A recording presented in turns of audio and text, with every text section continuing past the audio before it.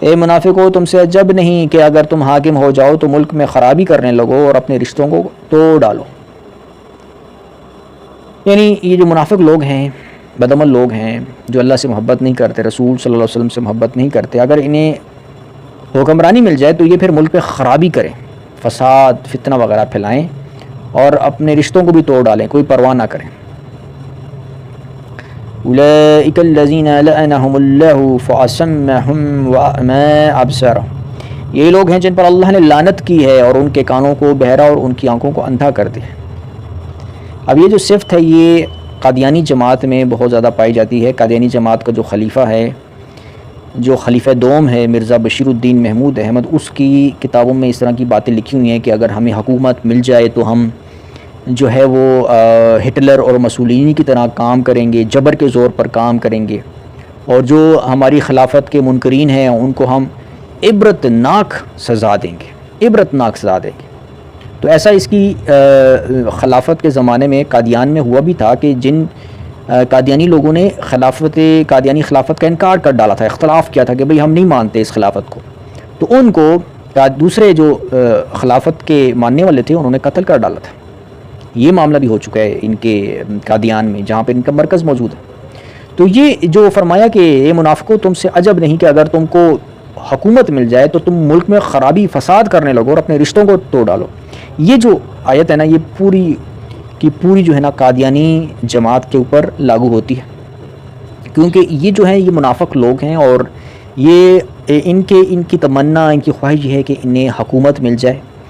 حکومت اگر مل جائے تو یہ جبر کے زور پر اپنی تبلیغ کریں، اپنی تبلیغ پھیلائیں. یہ آج بھی اگر آپ دیکھیں تو سوشل میڈیا پر بھی جو ان کے خلاف جو علماء کرام پیجز بناتے ہیں، چینلز بناتے ہیں اور ان کے خلاف مواد فراہم کرتے ہیں، دلائل دیتے ہیں، ان کے دلائل کو، ان کے باطل عقائد کی تردید میں دلائل فراہم کرتے ہیں، تو یہ قادیانی لوگوں کی کوشش ہوتی ہے کہ اس کو رپورٹنگ کریں، اس کو رپورٹ کریں. کسی نے فیس بک پر ایسا پیج بنایا ہوا ہے جہاں پہ وہ قادیانیت کے خلاف دلائل فراہم کیے جا رہے ہیں علماء حق کی جانب سے، تو یہ لوگ وہاں پر بھی اس پیج کو رپورٹ کرتے ہیں تاکہ فیس بک والے اس پیج کو ڈیلیٹ کر دیں.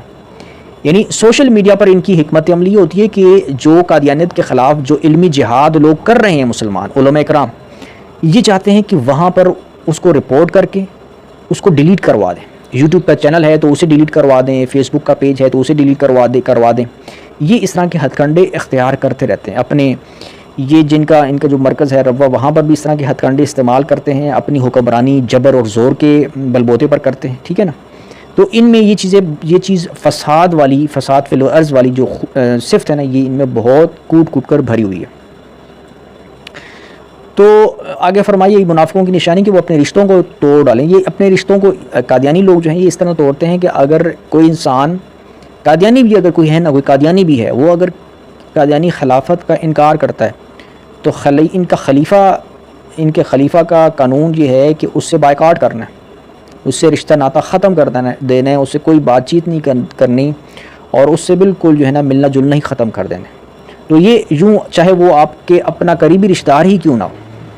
یہ ان کی تو قادیانی خلیفہ دوم ہے نا، خلیفہ ثانی اس کو کہتے ہیں، اس نے یہ اپنی کتاب میں یہ لکھا بھی ہوا ہے کہ جن لوگوں نے میری تنظیم جو میں نے تنظیم بنائی ہے انصار اللہ اور خدام الاحمدیہ، ٹھیک ہے نا، جو اس میں شامل نہیں ہوتا، اور یہ تنظیم دراصل اس تنظیم میں شامل کر کے یہ لوگ خلیفہ کی وفاداری کا عہد لیا جاتا ہے کہ میں اپنی جان، مال، وقت اور عزت جو ہے نا وہ خلیفہ کے لیے قربان کرنے کے لیے تیار رہوں گا اور ہر وقت خلیفہ کی اطاعت کرنے پر یعنی اپنے آپ کو پابند کروں گا.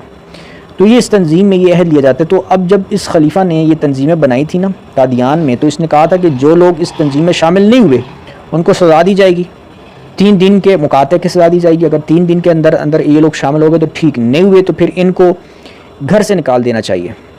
یعنی اگر والدین کی اولاد ہے تو والدین اپنی اولاد کو نا گھر سے نکال دیں. تو یعنی یوں جو ہے نا یہ رشتے توڑ ڈالتے ہیں صرف اس بات پر کہ ان کی قادیانی خلیفہ کو نہیں مانا جا رہا، ان کے قادیانی خلیفہ سے اختلاف کیا جا رہا ہے. اور یہ واقعہ جیسے کہ میں نے بتایا کہ بعض لوگوں نے قادیانی خلیفہ کا جب انکار کیا، اس سے اختلاف کیا، اس کو ماننے سے اختلاف کیا، تو ان کو قتل کر ڈالا اس قادیانی خلیفہ کے زمانے میں کے وقت میں. تو یہ معاملہ بھی ہو چکا ہے. تو یہ منافقین کی جو صفات ہیں یہ دراصل ان لوگوں میں پائی جاتی ہیں, اور بہت ساری صفات پائی جاتی ہیں. جیسے کہ منافقوں کی صفت ہے نا کہ یہ مسجد زرار بناتے ہیں, اس میں منصوبے بناتے ہیں مسلمانوں کے خلاف.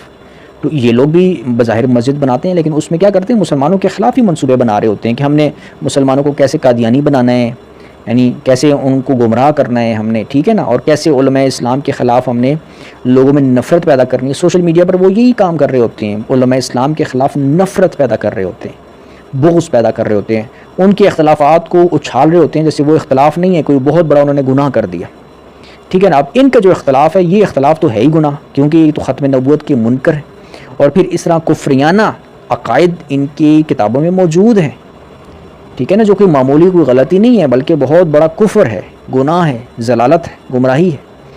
تو کفریانہ عقائد ان کی عقائد میں شامل ہیں, ان کی کتابوں میں شامل ہیں, ٹھیک ہے نا. اور یہ کوشش ان کی ہوتی ہے کہ مسلمانوں کو بھی ان کفریانہ عقائد میں شامل کیا جائے, لوگوں کو, مسلمانوں کو گمراہ کیا جائے, مسلمانوں کے علماء ہیں ان سے متنفر کرایا جائے.